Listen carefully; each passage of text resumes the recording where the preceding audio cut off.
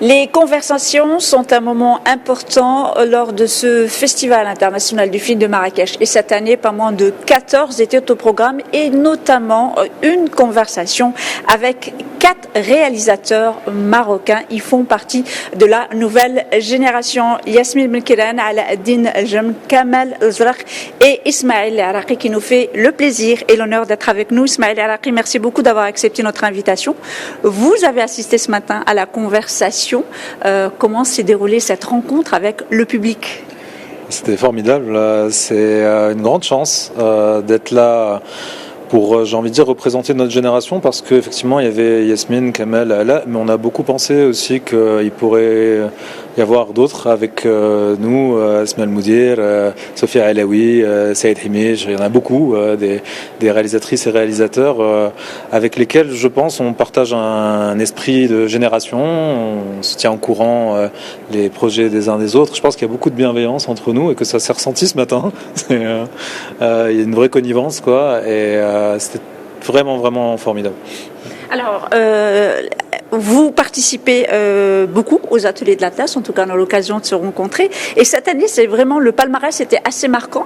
Une Marocaine, un Sénégalais, un Burkinabé, 2 Sénégalais, pardon, l'Égypte, le Liban. Qu'est-ce que ça vous fait quand même de cette nouvelle génération de réalisateurs du continent et de la région MENA?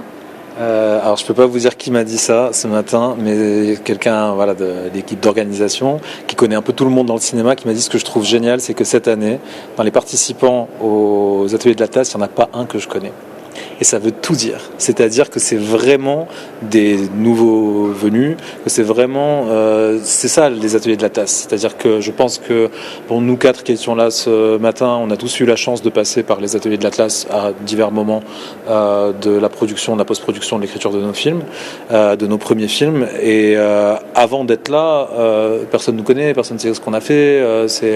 Et c'est ça qui est génial en fait. C'est qu'il y ait cette plateforme aux ateliers de vraiment faire émerger des cinéastes par la force pure de leur projet, quoi. C'est formidable. Alors Ismaël Laraqi, bien évidemment, vous n'êtes pas de tout repos, puisque vous travaillez sur votre 2e long métrage. Qu'est-ce que vous pouvez dire à ce moment-là sur l'évolution de ce projet aux téléspectateurs de Média? Chaque jour, on rajoute une pierre. C'est un film...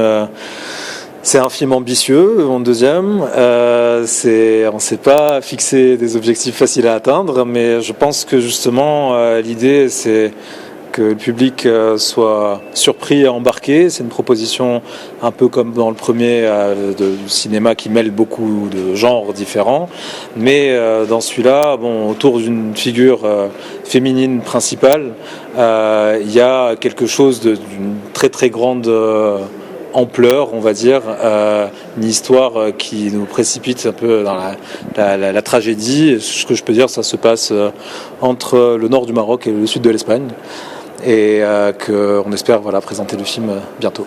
En tout cas, on l'attend avec beaucoup d'impatience. Merci beaucoup, Ismaël Laraqi, d'avoir répondu à notre invitation. Et je rappelle que vous êtes réalisateur marocain et que vous avez participé à cette édition des conversations aux côtés de la nouvelle génération de réalisateurs marocains. Je rappelle également que le Festival international du film de Marrakech s'achève demain, samedi 7 décembre.